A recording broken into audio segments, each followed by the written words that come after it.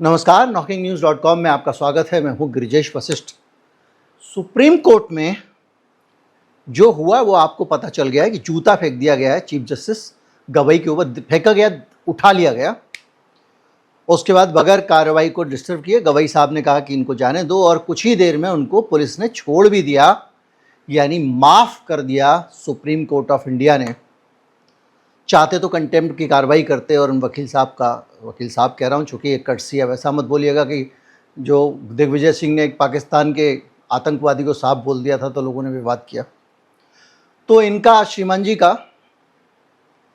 इनको आसानी छुट्टी मिल गई। उसके बाद में पूरा बीजेपी का इकोसिस्टम लग गया उनका महिमा मंडन करने के लिए। ANI माइक लेके पहुंच गया, लंबा सा इंटरव्यू उसका रिलीज किया। उसमें वो कह रहा है सनातन का अपमान नहीं सहेगा हिंदुस्तान, वगैरह वगैरह, तमाम सारी ऊट पटांग टाइप की तुलनाएं कर रहा है। एक व्यक्ति जो वकील बना इस संविधान के तहत, जो वकील बना इस न्यायपालिका की न्याय करने में मदद करने के लिए, उस आदमी को दो मामलों के बीच में तुलना की भी तमीज़ नहीं है। जो उत्तराखंड में बेघर किए जा रहे थे लोग, उनके मकान तोड़े जा रहे थे पुराने लोगों के उत्पीड़न के लिए, सुप्रीम कोर्ट ने उसको रोक दिया था। और उससे ये किस बात की तुलना कर रहे हैं? ये नाराज़गी किस बात के लिए, मैं आपको बताता हूँ। खजुराहो का एक पुराना मंदिर है, पता नहीं कितने 100 साल पहले वहाँ विष्णु जी की एक मूर्ति है, उसकी गर्दन टूटी हुई है। अब वो मंदिर में कह रहे हैं कि उस मूर्ति को दोबारा स्थापित किया जाए, तो भैया कर लो। अब वो मूर्ति वो किसके पास में है? ASI के पास में, आर्कियोलॉजिकल सर्वे ऑफ इंडिया के पास में। आर्कियोलॉजिकल सर्वे ऑफ इंडिया केंद्र सरकार के पास में है। ASI राम मंदिर के मामले में इधर उधर सब करके सबूत दे सकती है अगर, तो भैया मूर्ति की स्थापना भी करवा दे। तो पहुंच गए भाई साहब चीफ जस्टिस के पास में और बोले कि वो मूर्ति दोबारा लगवाई जानी चाहिए। अब बताइए, हिंदुस्तान का चीफ जस्टिस किसी मंदिर में मूर्ति की स्थापना के लिए बैठा हुआ है। उसने इसको रद्द कर दिया, कहा ASI के पास जाइए। वो तो उसने कुछ और बोला, तो उसने कहा ठीक है, आप भगवान का ही ध्यान कर लीजिए, भजन कर लीजिए। लेकिन ये आपकी जो याचिका है ये फेमस होने के लिए ज़्यादा है, पॉपुलर होने के लिए ज़्यादा है, इसका इससे कोई लेने देने नहीं। क्या बदल जाएगा देश में? वो मूर्ति लगानी है, लगा लो भाई, जिसके अंडर में मंदिर है उससे बात कर लो। सुप्रीम कोर्ट क्या करेगा? अगर ASI कहे मूर्ति लगाने से रोके, कुछ करे, तब तो समझ में आता है। जनहित याचिका, हर चीज़ जनहित थोड़ी है, एक मूर्ति लगनी मंदिर में जनहित है। खैर, इस पे हम जाएंगे तो मैं भी किसी खांचे में डाल दिया जाऊंगा, लेकिन खांचे में डालने की अब इस देश को आदत हो जानी चाहिए। हम सब सॉर्टेड लोग हैं, छांट दिए गए हैं, किसी को किसी खांचे में डाल दिया गया है, किसी को किसी खांचे में डाल दिया गया है। लेकिन ये जो उस विष्णु की मूर्ति वाली घटना के बाद उसकी प्रतिक्रिया में उसको सनातन का अपमान दिखाकर ये जो हमला हुआ है मयूर विहार के वकील साहब का, ये है ऐसे वकालत कुछ नहीं करते हैं। ये इक्का दुक्का 2-4 केस कर लिए, पूरी अपनी हाउसिंग रिवर व्यू अपार्टमेंट है मयूर विहार में, पूरी सोसाइटी को हड़का के रखते हैं। सोसाइटी वाले साइन कर करके इनकी कंप्लेंट कर चुके हैं। पूरी तरह से धार्मिक आधार पे लोगों को प्रताड़ित करना, ये सब इनका रोज का काम है, न्यूसेंस है ये। जो लोगों ने लिख के शिकायत की है अपने DCP को, उसके आधार पर कह रहा हूँ। लेकिन हम इस वकील की समीक्षा के लिए नहीं बैठे हैं, हम इसलिए बैठे हैं, वकील है भी कि नहीं इस पर भी संदेह है लोगों को। हम यहाँ इस पे बैठे हैं कि क्या ये एक अप्रत्याशित घटना थी, अचानक हो गया, या हिंदुस्तान में किसी एक प्लान्ड तरीके से ये व्यवस्था चलाई गई। इसको समझने के लिए कैसे दुनिया में तानाशाही स्थापित की जाती है, लोकतंत्र को खत्म करके उस प्रक्रिया को समझते हैं। देखिए, जो भी आपकी राह में रोड़े अटकाता है आप उसको बदनाम करो। जैसे चोर को पुलिस पकड़ती है, वो पुलिस वाले चोर होते हैं बोलना शुरू कर देता है। एक नेता जो तानाशाही लाना चाहता है उसके रास्ते में अड़चन क्या होते हैं? जो इंस्टीट्यूशंस होते हैं, कंट्रोलर ऑफ ऑडिटर जनरल, वो जांचता है इनके खाते, इनके घोटाले निकालता है, तो क्या करो, इसके ऊपर आरोप लगा दो और या फिर वहाँ पर अपना आदमी बिठा दो। मीडिया के ऊपर आरोप लगा दो कि ये इसका इकोसिस्टम, ये वामपंथी मीडिया इकोसिस्टम है, ये लुटियन मीडिया है, वगैरह वगैरह, ठीक है। और या फिर उस पर अपना कब्जा कर लो तो विपक्षी अपने आप ये काम कर देंगे, कहेंगे ये तो गोदी मीडिया है। यानी मीडिया नाम का जो इंस्टीट्यूशन था, एक लगाम थी, उसको आपने ख़त्म कर दिया। आज मीडिया की विश्वसनीयता कैसी है आपको पता है। सरकारी एजेंसियां, सारे के सारे जो आयोग वायोग जितने भी हैं, इन सब का हाल आपको पता है। धीरे धीरे करके सारे इंस्टीट्यूशंस खत्म हो गए हैं। मानवाधिकार आयोग मानवाधिकार की रक्षा कैसे कर रहा है आपको पता है। महिला आयोग महिलाओं के बारे में क्या सोचता है आपको पता है। यानी पूरी तरह से एक सिस्टम पे कब्जा करते जाओ और इस सिस्टम को बर्बाद भी करते जाओ। बर्बाद करो, जब इस सिस्टम की साख खत्म हो जाएगी तो तुम उसकी तरफ उंगली उठा पाओगे। पूरी तरह से कार्यपालिका, सारे अधिकारी आपने बड़े बढ़िया तरीके से अंडर में ले लिए हैं, अपने अपने लोगों को बिठा दिया है। विधायिका, सारे लोगों को, सांसदों को बाहर निकालो, किसी को देशद्रोही बोलो, किसी को बोलो और आपको जो बिल पास कराने करा लो एक साथ। ठीक है, हमारे राज्यसभा के सभापति को इस्तीफा देना पड़ा, आपको पता है क्यों देना पड़ा, सब कुछ आप जानते हैं। और वो क्या करते थे बैठ के सदन में सबको पता है। लोकसभा के जो हमारे स्पीकर साहब हैं वो भी क्या करते हैं सबको पता है। तो क्या हुआ, सारे इंस्टीट्यूशंस जो हैं उनको ख़त्म कर दिया गया। जब किसी की अपनी कोई इज्जत नहीं बचेगी, वो तुम्हारे बारे में कुछ भी बोलेगा तो लोग यकीन नहीं करेंगे, आप अपने भक्तों को बोलोगे तो ऐसा ही है। अब इसको अगर आप देखें तो सिस्टमेटिक तरीके से एक व्यवस्था बची है जिसका कि नाम है न्यायपालिका। न्यायपालिका को कितना सिस्टमेटिक तरीके से उस पर हमले किए जा रहे हैं, आप इससे अंदाज़ा लगाइए। हिंदुस्तान का चीफ जस्टिस निश्चित तौर पे एक उसकी निष्पक्ष छवि होनी चाहिए और कम से कम न्यायपालिका को सरकार को बैलेंस करने वाला फैक्टर माना जाता है कि सरकार जब कुछ गलत करे तो न्यायपालिका हमारी रक्षा करेगी, ये संदेश होता है। लेकिन अगर आप चीफ जस्टिस के घर पे जाके आरती करने लगोगे तो क्या होगा, एक संदेश आएगा कि सरकार और चीफ जस्टिस मिले हुए हैं, चोर और पुलिस मिले हुए हैं, चौकीदार और चोर मिले हुए हैं, यही संदेश आएगा ना। और ये जाने के साथ ही चोर की इज्जत खराब होती है क्या, नहीं होती। इज्जत किसकी जाती है, चौकीदार की। यानी न्यायपालिका की साख को आपने प्रभावित कर दिया। लेकिन ये तो छोटे से उदाहरण थे, असली खेल ऑर्गेनाइज तरीके से चल रहा था। इनके नेता, इनका मीडिया, सारे लोग लगातार न्यायपालिका पे सवाल उठा रहे हैं। हम सब जानते हैं एक आदमी है, वो दलितों पत्रकार है, पूर्व पत्रकार, दलितों के बारे में काफ़ी लिखा करता था और सबसे पहले उसने स्ट्रक्चर तरीके से पूरे न्यायिक सिस्टम को बदनाम करने की कोशिश की। और श्रीमान कमंडल जो हैं अब वो प्रधानमंत्री जी के अपनी टीम का हिस्सा हैं। खैर, जब वो करते हैं उसके बाद में निशिकांत दुबे सबसे बड़ा एक खुली तोप मोदी सरकार की, जिसको कहते हैं लूज कैनन, कभी भी चल जाते हैं। उन्होंने सुप्रीम कोर्ट से कहा कि वो धार्मिक युद्ध भड़का रहा है और जस्टिस संजीव खन्ना को देश भर में हो रहे सभी गृह युद्धों के लिए जिम्मेदार ठहराया।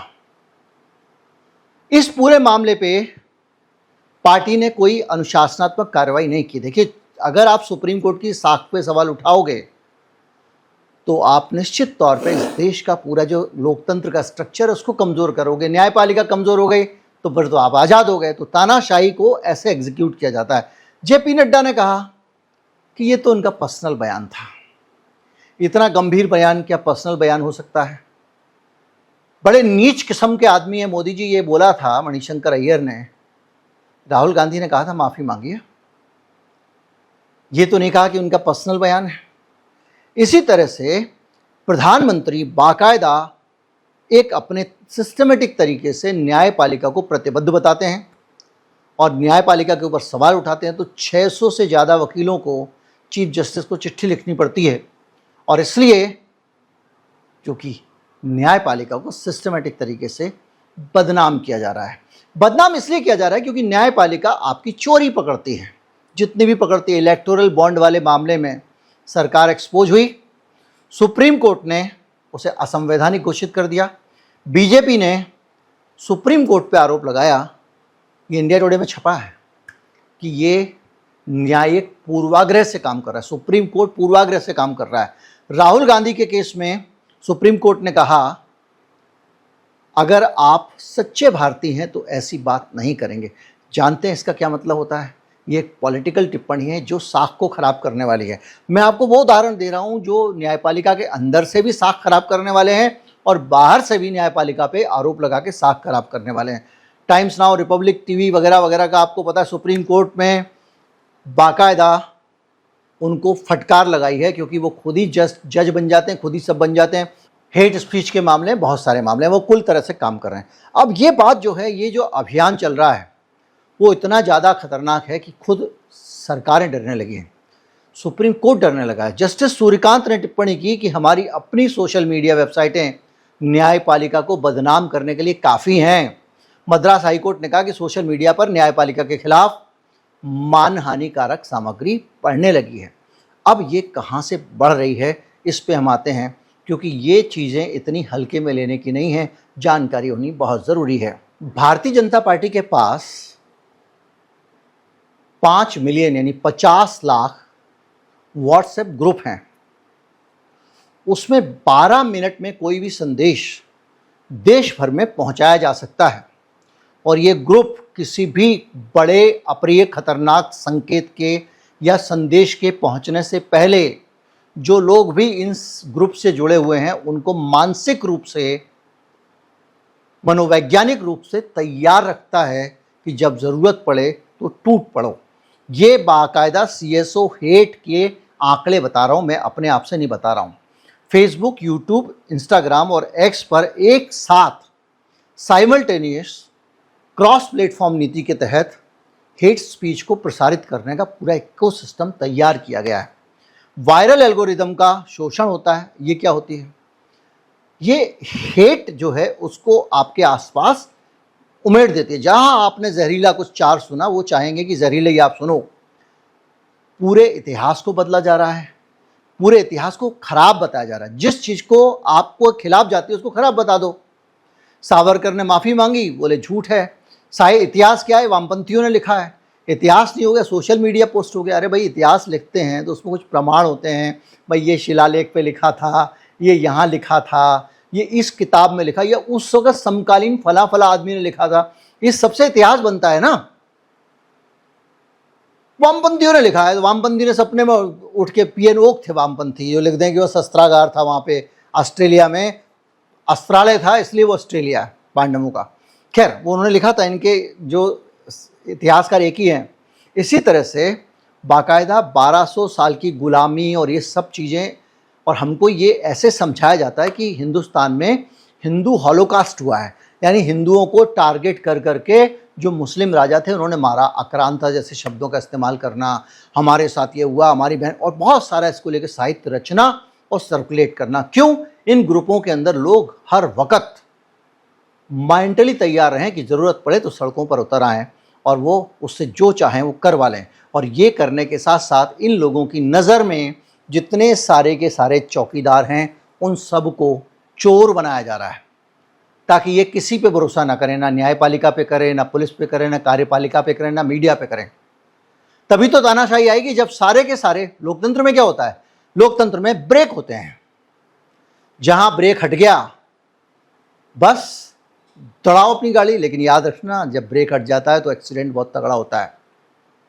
ये सारे जो ब्रेक हैं ये आपको नियंत्रित कर रहे हैं, ये सेंसर हैं। ऐसे अगर आपकी लोकतंत्र आपकी कार है तो ड्राइवर के पास में ब्रेक भी होना चाहिए, ड्राइवर के पास में दच के पहचानने वाला भी होना चाहिए, रेन सेंसर भी होना चाहिए, जितने भी हो सकते हैं, तभी गाड़ी अच्छे से चलेगी। सीट बेल्ट नहीं लगाया है तो जो बार बार घंटी बजाए, दखलंदाजी ना मानो, तभी आप बचोगे। हाई स्पीड पे चलोगे, आपको आवाज़ दे गाड़ी, तभी आप बचोगे। तो इस तरह की चीज़ों को एक तानाशाह पसंद नहीं करता है। वो कहता है मेरे रास्ते में ना आए, मैं बगैर सीट बेल्ट के चलाऊं तब भी कोई घंटी वंटी ना बजाए, मेरी मर्जी। तो हो ये रहा है कि धीरे धीरे करके पूरे देश में एक नफ़रत फैलाई जा रही है, और ये नफ़रत फैला के जो नतीजे आ रहे हैं उस पर भी मैं आऊँगा। लेकिन लॉजिकल फैलेसीज क्या हैं, किस तरह से ये लोग इस्तेमाल करें, किस तरह से ब्रेन से खेल रहे हैं, इसको भी समझना ज़रूरी है। ये सब उस घटना से जुड़ा हुआ है जो वहाँ हुई है। इस पूरे इकोसिस्टम ने जो माहौल बनाया है उसका नतीजा है वो वकील साहब की हरकत। वकील साहब को हो सकता है जाने को कहा गया हो या स्वतः स्फूर्त ढंग से चले गए हों, क्योंकि वो भी इन किसी व्हाट्सएप ग्रुप में 5 मिलियन में कहीं हो सकता है 10 का हिस्सा हों। आगे समझिए ये क्या करते हैं, ये कॉग्निटिव वॉइस का इस्तेमाल करते हैं। जैसे कि ऐसी जानकारी देना जो पहले से आपको, जैसे पेरिस से लोग नेहरू के कपड़े धुल के आते हैं, नेहरू अय्याश हैं, ये बोल दिया। अब उसी जानकारी को रिपीट करते रहेंगे, आपको कंफर्म हो जाएगी, आपको लगेगा बिल्कुल सच्चा है। नेगेटिविटी बायस यानी बुरी खराब चीज़ों को निकालना, एक केस कहीं हो जाए, वंदे भारत पे पत्थर फेंका इन्होंने किया है, मुल्लों ने किया है। हिंदू मंदिर पे भी पिछले दिनों वीडियो आया, छत पे खड़े होकर फेंक रहा है, पकड़ा गया, हिंदू ही था लेकिन क्यों फेंक रहा था? जैसे गोडसे, अगर उसको स्पॉट पे नहीं पकड़ा जाता तो वो इस देश में मुस्लिम नाम पुकार रहा था, इस नजरिए से गया था कि पूरे देश में ये हो जाए कि गांधी जी को मुसलमानों ने मरवाया। तो पकड़ लिया गया, वो वहाँ जो एक माली था उसने उसको पकड़ा, उसको इनाम भी दिया गया था उस समय। तो ये जो चीज़ें हैं ये लगातार एक खास नज़रिए से लोगों के दिमाग को तैयार कर रही हैं। पढ़े लिखे लोग ज़्यादा बेवकूफ़ बन रहे हैं और इसी के आधार पर जनरलाइजेशन करने वाला, जैसे मैंने बताया, कहीं पे एक आदमी ने किसी को कुछ, जैसे कुत्तों का हुआ, एक कुत्ते ने कहीं किसी को काट लिया, सारे कुत्ते खराब हैं, जब तक ये नहीं करोगे तुम्हारी वैक्सीन नहीं बिकेगी। इसी तरह से कहीं पे किसी एक मुसलमान ने कुछ किया, अब वो शाहरुख खान गया लता मंगेशकर के यहाँ पे, उनकी शव पे वो वहाँ पे जाके फूंक मारी जाती है, पवित्र माना जाता है उसको कि कलमा पढ़ के फूंक मारते हैं, मतलब जब किसी के दिवंगत का निधन हो जाए तो थूक रहा है, शाहरुख खान थूक रहा है, और उसके आधार पे सारे मुसलमान संदिग्ध, कहीं एक मुसलमान कुछ हो जाए सारे ये करना, जनरलाइज करना, ये भी इसका एक तरीका है। और इसके साथ साथ ये बाकायदा व्यक्तिगत हमले करके मुद्दे को भटकाते हैं। अब आप इसको समझिए, किसी आदमी ने कहा देखो भाई आपने लाल बत्ती पार की है, जंप किया है, तो वो ये नहीं कहेगा लाल बत्ती पार की है कि नहीं किया है, बोलेगा ये पुलिस वाला ही ऐसा है। हम अगर कुछ बोलेंगे तो ये मोदी विरोधी हैं, यानी आप इनको एक खांचे में डाल दो कि ये आदमी जब भी कुछ बोले तो इस तो दुश्मनी है मोदी जी से, मोदी जी उसको उधार लेके खा गए थे, बस। तो ये करके लोगों को खांचे में डाल देना, ये मैं वो बता रहा हूँ जो मनोवैज्ञानिक तरीके हैं जो बताए गए हैं, और इसी के साथ से अथॉरिटी बायस, भ्रम पैदा करना, ये सारी चीज़ें हैं। और इसका नुकसान क्या हुआ है, एल्गोरिदम फिल्टरिंग भी होने लग गई है, इको चेम्बर में आपको डाल दिया जाता है, आप अपने जैसी बातें ही सुनते हो, वही आएगा सोशल मीडिया पे, आपको लगेगा वाह पूरी दुनिया तो यही कह रही है, तब तो यही सही होगा। अब मैं आपको बताता हूँ कि कैसे हिंदुस्तान को जलाया जा रहा है, कैसे हमको अफगानिस्तान जैसा कट्टर देश बनाया जा रहा है। कुछ आंकड़े हैं जो आपको इस तरफ पूरी तरफ लेके जाएंगे। दंगा मुक्त भारत, दंगा मुक्त समाज किसका नारा था? भारतीय जनता पार्टी का नारा था। मोदी जी के सत्ता में आने के बाद भारतीय जनता पार्टी ने कैसा देश दिया है, इसको हम समझते हैं। 2024 में, मैंने पूरे 14 साल के आंकड़े नहीं ले रहा हूं, सिर्फ अभी, क्योंकि अभी क्यों माहौल बना हुआ है, ये माहौल 2014 की घटना से नहीं बनेगा, मैं उसको लेके चलूंगा, हालांकि उसका असर भी पड़ता है। 2024 में दंगों के मामलों में 84% वृद्धि हुई है। 2023 में 32 दंगे हुए थे, 24 में 59 हो गए। इतने दंगे हुए हैं तो अब आप कहेंगे वाह, तो दंगों में हिंदू मारा जाता है, ये हमको बताया जाता है व्हाट्सएप में। अब इस तरह की बातें जब मैं रखता हूं तो इसको भी एक खांचे में डालने की कोशिश होती है, सांप्रदायिक सद्भाव बिगाड़ने की कोशिश है, जबकि सद्भाव बिगाड़ने को एक्सपोज कर रहे हैं हम। अब उसमें ये कहा जाएगा व्हाट्सएप में कि देखो हिंदू हथियार रखो, तुम हथियार नहीं रखते हो, वो हथियार रखते हैं, अपने बच्चों को बचपन से ही जानवर काटना सिखाओ, ये सब मैसेज आते हैं, हमने देखे हैं व्हाट्सएप पे। और हालत ये है कि जब दंगे हो रहे हैं तो जो मरने वालों की संख्या है उसमें साफ दिखाई देता है कि सरकार की भूमिका कैसी रही होगी। 13 मौत हुई है, जिसमें से 10 एक खास कम्युनिटी के थे, जिस कम्युनिटी को हिंसक बताया जाता है, सिर्फ 3 हिंदू थे। ये स्क्रॉल की रिपोर्ट है। राजनीतिक संबंध, 59 में से 49 दंगे भारतीय जनता पार्टी की सत्ता वाले राज्यों में हुए, यानी सीधे सीधे जहां आपकी सरकार वहां पर दंगे फैला दो। धार्मिक उत्सव के मौके पे ज़्यादा दंगे कराने की कोशिश होती है और किए जाते हैं। एक धर्म का जुलूस है, दूसरे धर्म के धर्मस्थल से आगे निकलेगा। वैलिड सवाल है कि भाई हम वहाँ से क्यों नहीं निकल सकते जुलूस लेके, लेकिन वहाँ से तुम जुलूस लेके निकलो, वहाँ पर तुम उकसाऊ कार्रवाई मत करो, नारे मत लगाओ, पत्थर मत फेंको। लेकिन मैं इसमें नहीं जाऊँगा क्योंकि ये डिस्प्यूटेड मामला है, इसमें यह तय करना मुश्किल होता है कि किसकी तरफ से शुरू हुआ दंगा। लेकिन कुछ खास मौक़ों पे खास जुलूस निकलते तभी दंगे ज़्यादा हो रहे हैं, ये भी एक चिंता की बात है। हेट क्राइम 2024 में 12 लिंचिंग की घटना हुई, 10 मौतें हुई, जिसमें 8 मुसलमान, 1 हिंदू, 1 ईसाई। न्यूज़ क्लिक का डाटा है। गोरक्षा की आड़ में 6 लिंचिंग कर दी गई, 6 लोगों को मार डाला गया। हालत यह है गोरक्षा के मामले में, इस देश में आपको 10 साल उम्र से बड़ी गाय मिलेगी ही नहीं। आमतौर पे गाय की उम्र 22 से 24 साल तक भी दुनिया में जीती है। क्यों? क्योंकि हमारे यहाँ सबसे ज़्यादा गाय को एक्सपोर्ट किया जाता है। बांग्लादेश हमारे यहाँ की भेजी गई गाय बड़ी संख्या में खाता है। हमारे यहाँ की गायों की जो मिडिल ईस्ट के देश हैं वहाँ पर कुंवारी गाय और दूध देने वाली गाय की डिमांड है, वो गाय वहाँ सप्लाई की जाती हैं। सारे आंकड़े हैं, रिकॉर्ड में है। दुनिया का सबसे ज़्यादा गाय काटने, मारने और एक्सपोर्ट करने वाला देश है भारत। और ये काम किसी धर्म विशेष के लोग नहीं कर रहे हैं, बल्कि एक विशेष धर्म के लोग कर रहे हैं, जो हम सब जानते हैं कि सबसे ज़्यादा गाय को माता करते बोलते हैं। हालत यह है कि हेट स्पीच के मामलों में 74% बढ़ोतरी हुई है और अल्पसंख्यकों के खिलाफ घृणा इस सिस्टम में लगातार फैलाई जा रही है। जब ये पूरा वातावरण बनेगा तो एक आदमी जूता लेके क्यों नहीं पहुंच जाएगा? और ये पूरा वातावरण बनेगा तो मैं, आप, हम सब वल्नरेबल हैं। यूएस कमीशन की चेतावनी है कि भारत को पहली बार कंट्री ऑफ पर्टिकुलर कंसर्न रखा गया है। क्यों? क्योंकि ये देश धार्मिक स्वतंत्रता को लगातार कम कर रहा है। धर्मनिरपेक्षता पे हमला हो रहा है क्योंकि सीए जैसे कानून आए हुए हैं। अफगानिस्तान से तुलना में करना नहीं चाहूँगा, लेकिन डेमोक्रेटिक इंडेक्स जो है उसमें लगातार भारत की गिरावट हो रही है। अब कुछ उदाहरण आप ये समझिए कि इस देश में कैसे भेदभाव सिस्टम बरतता है।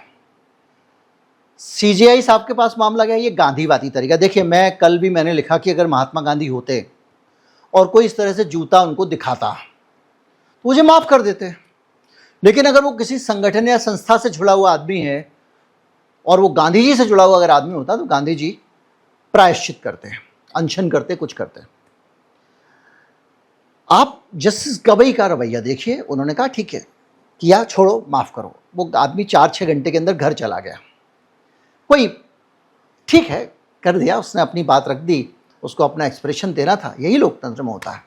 अब जरा पुराने मामले पे जाएं। कुछ नौजवान ये दिखाने के लिए इस देश में बेरोजगारी के लिए कुछ होना चाहिए, संसद भवन के अंदर घुस गए और उन्होंने पीला धुआं छोड़ दिया।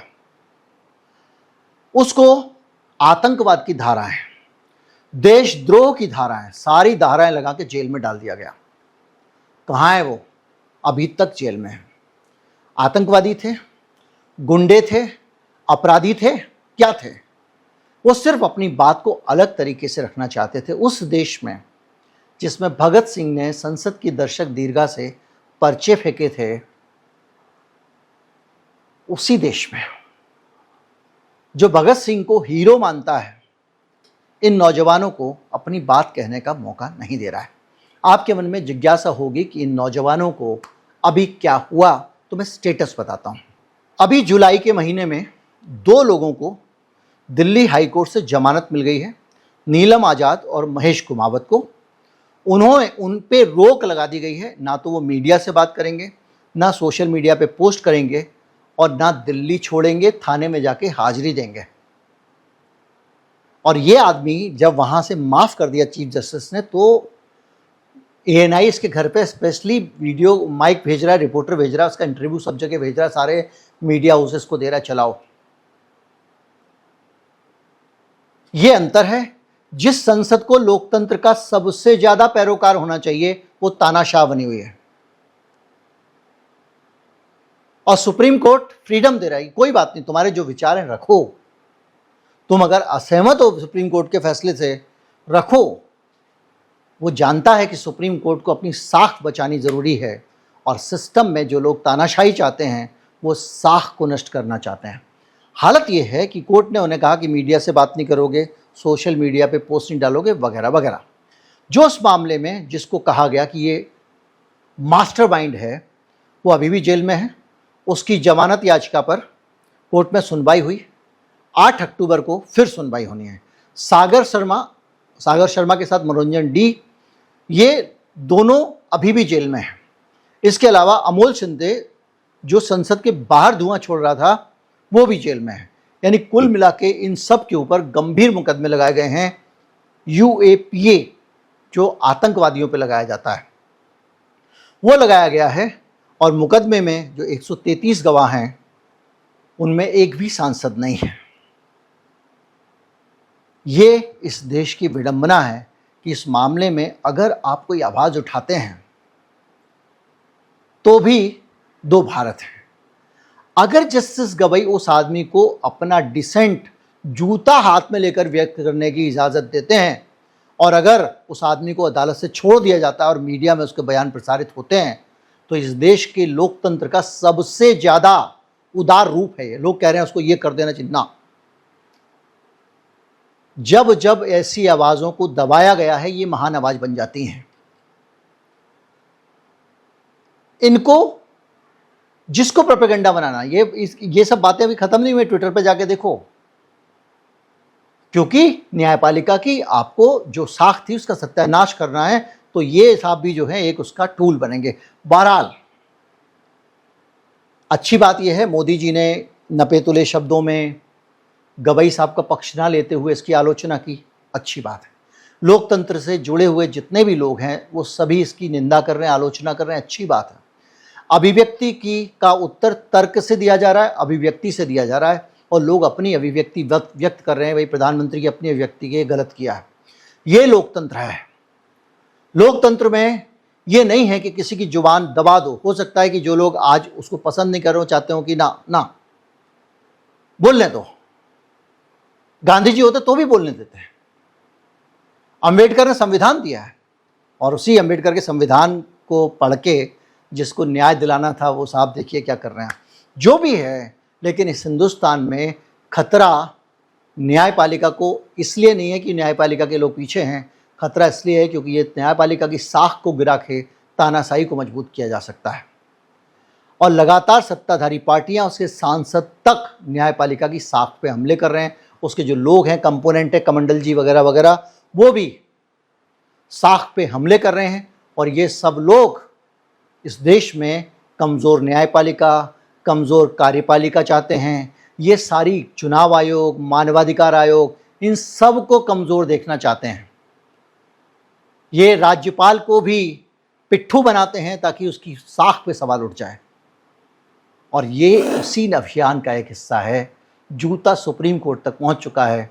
इस देश के लोकतंत्र को ऐसे जूतों से बचाना है। नमस्कार, जय हिंद।